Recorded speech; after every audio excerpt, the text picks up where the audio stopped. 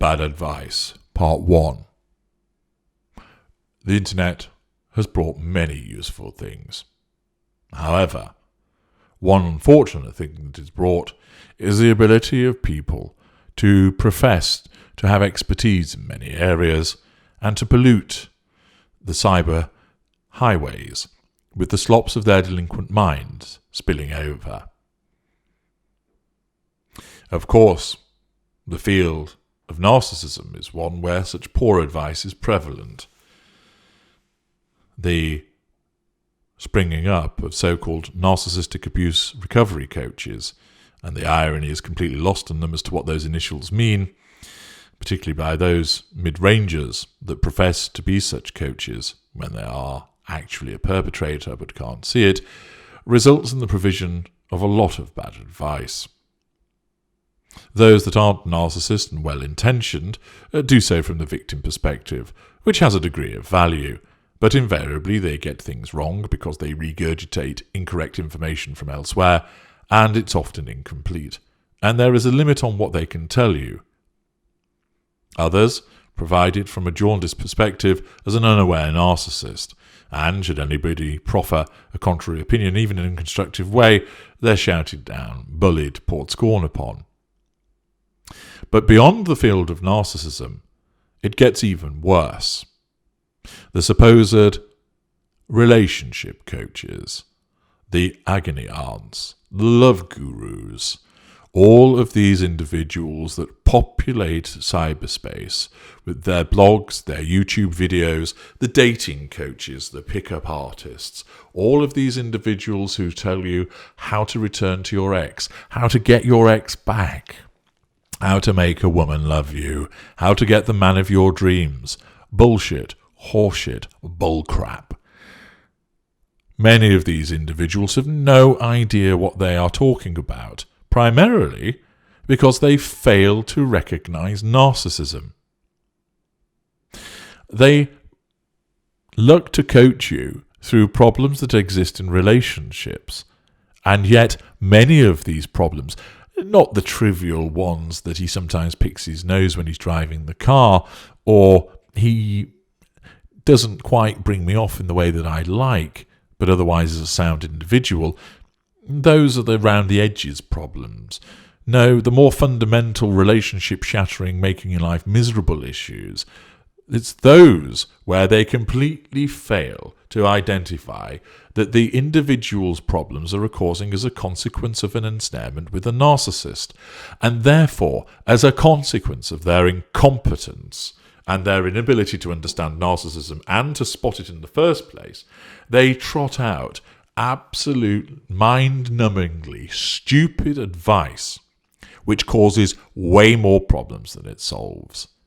And Bad Advice is a series based on the comments made by people who fail to understand the true nature of narcissists and the narcissistic dynamic. Whilst these comments, of course, may be well-intentioned, they are incorrect. They perpetuate misunderstandings and, in many cases, create false hope, dashed expectations, and perilous outcomes. If you want to understand the nature of a toxic and difficult relationship, look to narcissism and look to my work. In this instance, bad advice number 1 concerns the phrase, just love him as much as you can and it will work out. Oh dear. It's a common response by those who fail to recognize our kind, that they say, just love him as much as you can and it will work out. They have no understanding of what we are and how we operate to tell the bewildered victim that the cure to our odd and unpleasant behaviour is to shower us with love. Wrong. Note that here the timing is important.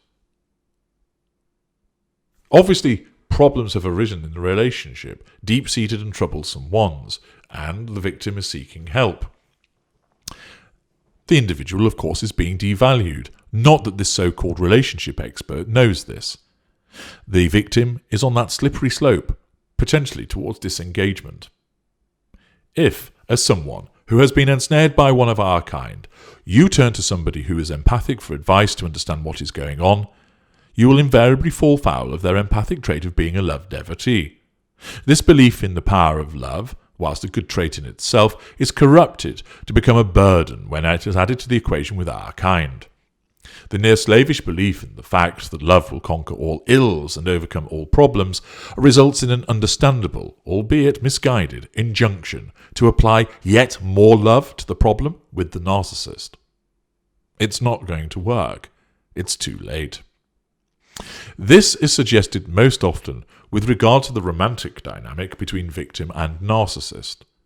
The advisor fails to recognize that the temper tantrums, the silent treatments, and the name-calling, among so much else, are manifestations of the ignited fury of a wounded narcissist, and instead, incompetently attribute them to something else. It does not matter what the chosen descriptions might be, because they are wrong.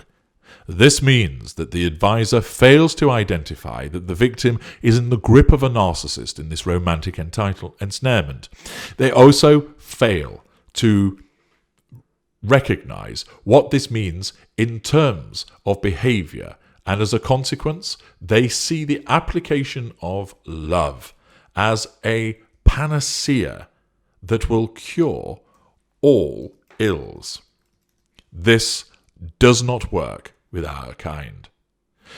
There is no issue in providing us with more and more love during the golden period. Indeed, this is what we require, and as a consequence of that approach, you just end up providing us with plenty of positive fuel. All is well, to begin with, because of course, the more that you provide us with this, the sooner it will run stale, and the sooner your devaluation occurs. The confusion and bewilderment really begins when we start to devalue you, and you cannot understand why this is happening. Thus, you turn to someone else, some advisor, to try to gain answers for those unfathomable behaviours, fault farces, and about turns. The devaluation may occur for several reasons, where in the romantic dynamic between narcissist and intimate partner primary source, but in the majority of cases, it is because of the failure by the intimate partner primary source to either maintain the fuel at the right level of frequency and quantity, or because it has run stale. Sometimes it is a consequence of threats to control, but more usually it appertains to the diminished potency of the fuel or its diminished frequency and amount. If you love us more, and therefore provide us with more positive fuel during devaluation, then there are several outcomes which can occur, but ultimately they will arrive at the same place: failure. Number 1. If the problem was that your positive fuel was not stale, but you were not providing it as often and in the quantities we wanted, then an extra push of loving behaviour from you will remedy the problem, but only for a short while. You'll be granted a respite period by the narcissist as your positive fuel shines once again and the golden period returns. This may last for a few weeks, even a few months, but it will ultimately result in you finding yourself in the place detailed at point 3, coming up shortly. 2. If the drop-off in your positive fuel was caused by quantity and frequency issues, then devaluation has begun, and there is a risk that we have begun the process of engaging with finding your replacement.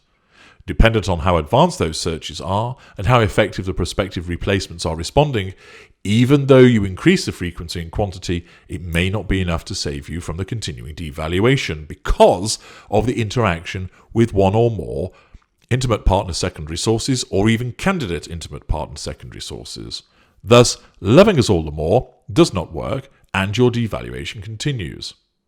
3. The problem may not be the frequency and or quantity, but the level of freshness, the potency. We have, in essence, had too much of a good thing, and our familiarity to your potent positive fuel means it's lost its allure. Consequently, by trying to give us more of something that we have become sickened of, it isn't going to work. Indeed, it is now provided through the lens of being painted black, and it'll just annoy us, irritate us, challenge our control all the more. It is akin to somebody becoming tired of strawberry ice cream, and then you turning up with a huge tub of strawberry ice cream. You will not stop the devaluation. Even if you manage to secure a respite period, eventually the familiarity issue will appear, and you will find yourself in a situation where the potency no longer is effective, no matter how hard you try to love us and show us that the love and devaluation will continue. The consequences of this is that advising somebody to continue to love and to show even more love for us results in 1. The creation of a false hope that the perplexing behaviour we engage in will end. It won't. 2. You continue to provide us with fuel, so we win, but we still treat you badly. 3. The victims will remain in an abusive and misery-inducing relationship for longer than they need to. 4. Exposure to potential harm, whether it is the physically explosive response of a lesser narcissist through to the enduring mind games and psychological torture of coupling with a greater or ultra-narcissist, the risk is increased of some form of harm, sexual, physical, psychological and or financial, because you are remaining in the entanglement by trying to make it work, rather than obeying the first golden rule of freedom, which is once you know, you get out and you stay out. 5. A complete erosion of the victim is more likely, as they keep giving and giving of themselves, spurred on by this apparent authority that love will provide them with the answer to the issue and make it all good. 6.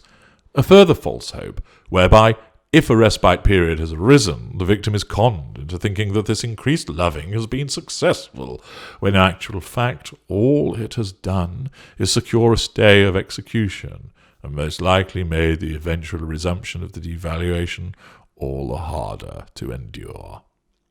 7. The individual's emotional thinking will increase by this continued interaction with the narcissist, meaning that they will be driven by flawed logic, that they will feel certain emotional responses powered by this emotional thinking, making it all the harder for logic to rear its head and be heard.